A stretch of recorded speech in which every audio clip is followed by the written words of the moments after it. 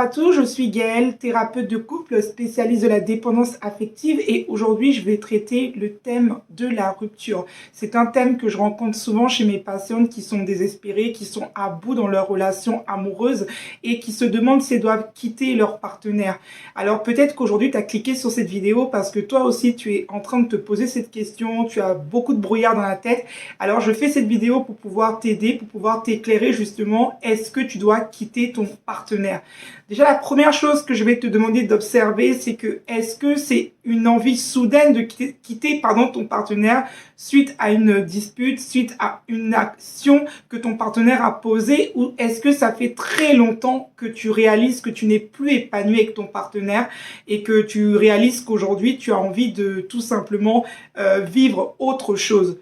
La deuxième chose que je vais te demander de faire également attention, c'est de faire vraiment prendre conscience que on ne quitte pas un partenaire pour aller se mettre avec quelqu'un d'autre, parce que je rencontre beaucoup de personnes qui, suite à une rencontre avec un amant extérieur, se disent qu'elles ne sont plus heureuses. Il faut savoir que l'amant extérieur est juste en train de camoufler le réel problème que vous avez dans votre couple, et ce n'est pas en quittant votre partenaire pour aller vous mettre avec votre amant que ce problème qui n'est pas réglé va pouvoir se régler. Alors il est important de, quand on prend une décision de quitter quelqu'un, de savoir exactement la raison pour laquelle on le quitte et de ne pas quitter la relation pour se mettre avec quelqu'un d'autre en pensant que c'est l'autre relation qui va venir vous rendre plus heureuse. Le troisième point aussi à prendre en compte lorsque vous vous posez la question de la rupture, c'est de vous dire également, est-ce que aujourd'hui vous avez évolué en même temps? Parce que ce que je réalise beaucoup chez des personnes, c'est que finalement elles se rendent compte que les deux ont évolué totalement différemment. Et c'est vrai que dans un couple, quand on se retrouve dans cette bulle et que chaque personne a maintenant des intérêts, des envies, une vision de la vie totalement différente, ça peut se passer également quand on a rencontré notre partenaire très jeune, ou quand on a été dans une relation pendant des années qui nous correspondait. On a peut-être rencontré notre partenaire à un moment de notre vie où on était brisé, où on n'était pas bien émotionnellement, et on s'est mis avec cette personne. Sauf que maintenant qu'on s'est rétabli, on réalise qu'on s'est mis dans cette relation. C'est peut-être une relation pansement, une relation qui n'avait pas, en tout cas, de notre point de vue, lieu d'exister finalement. Alors, quand on arrive à ce stade-là, il est aussi important de réaliser que chaque relation vient nous apprendre quelque chose et que chaque personne que l'on rencontre vient nous apprendre quelque chose. Alors, ce qu'il est important désormais de comprendre, c'est de savoir quelle est la leçon que vous devez tirer de cette expérience que vous avez vécue avec votre partenaire. Et est-ce que aujourd'hui vous êtes prêt à être dans la patience, que votre partenaire prenne le temps de peut-être découvrir des choses que vous n'avez pas découvert, qu'il n'avait pas, découvert, ou alors tout simplement vous trouvez que votre vision de la vie est trop différente pour pouvoir poursuivre dans le temps.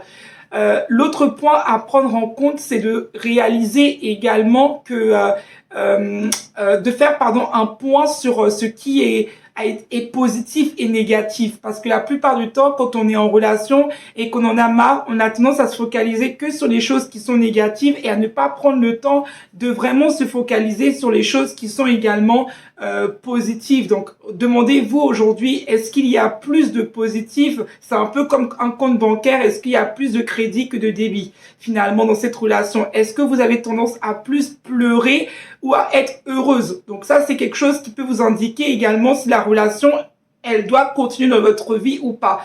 L'autre question qui est en lien également, c'est est-ce que aujourd'hui vous voyez mieux sans votre partenaire? Est-ce que finalement, quand vous n'êtes pas avec votre partenaire, il ne vous manque même pas, en fait vous avez même hâte qu'il parte tellement que vous ne pouvez plus le supporter? Est-ce que votre vie est mieux? Normalement, quand on est appelé à être dans une relation, on ne peut pas avoir sa vie mieux avec sans notre partenaire. On est censé inclure notre partenaire dans notre vie. Est-ce qu'aujourd'hui, vous faites votre vie de votre côté et vous n'avez même plus de projet de couple ensemble? Vous n'avez même plus de vision commune. En fait, vous n'avez plus la même manière de visualiser la finalité. Tout ça, c'est des questions à prendre en compte. quand on s'apprête, à prendre une décision de quitter une personne. Alors vraiment, ce qu'il va falloir faire, c'est ce point de savoir pourquoi je veux quitter mon partenaire. Est-ce que j'ai fait le maximum pour que la relation puisse fonctionner? Est-ce que je suis arrivée au stade où je me suis moi-même remis en question? Parce que il est important de se remettre en question, de ne pas toujours dire que c'est la faute de l'autre, mais de se dire à quel moment de la relation, moi également, j'ai laissé couler mon bateau. Parce que il faut toujours qu'on prenne la part de responsabilité. Une relation de couple, c'est à deux. Donc, se demander à soi-même déjà, est-ce que j'ai tout fait pour que la relation fonctionne? Est-ce que j'ai mis tout dans mon pouvoir pour que est-ce que j'ai pu, communiquer à l'autre mon désarroi? Est-ce que j'ai mis en place des moments? Est-ce que j'ai entamé une thérapie de couple? Est-ce que j'ai fait tout dans mon pouvoir? Je dis ça parce que il ne faudrait pas partir avec du regret et vous dire finalement que vous n'avez pas tout fait pour que la relation fonctionne. Donc prenez vraiment le temps de vous poser les bonnes questions. Ensuite, si vous réalisez qu'après tout ça, vous rendez compte que aujourd'hui votre vie serait mieux sans votre partenaire, vous avez la conviction, vous ne quittez pas votre partenaire pour quelqu'un d'autre, mais vous savez qu'aujourd'hui, vous avez besoin de vivre autre chose, que cette relation ne vous permet plus d'évoluer dans ce que vous êtes appelé à être. Alors oui, à ce moment-là, il faudra prendre une décision pour être en accord avec vous, en accord avec votre vision de la vie et être en accord avec votre intérieur, parce que dans une relation de couple, il est important d'être aligné, et si vous n'êtes plus aligné à vous-même et que vous commencez à mentir à longueur de temps à votre partenaire, vous risquez un jour d'être même infidèle parce que vous n'avez pas été honnête envers vous.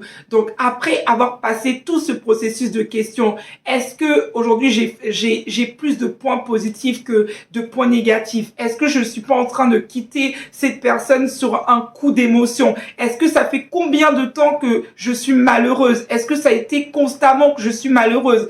Tout ça, quand vous avez fait tous ces indicateurs, vous pouvez maintenant vous décider. Donc, j'espère que cette vidéo vous aura aidé. Si vous avez aimé, je vous prierai de bien vouloir partager autour de vous. Et n'hésitez pas à vous abonner à la chaîne pour recevoir toutes mes vidéos qui se passent une fois par semaine.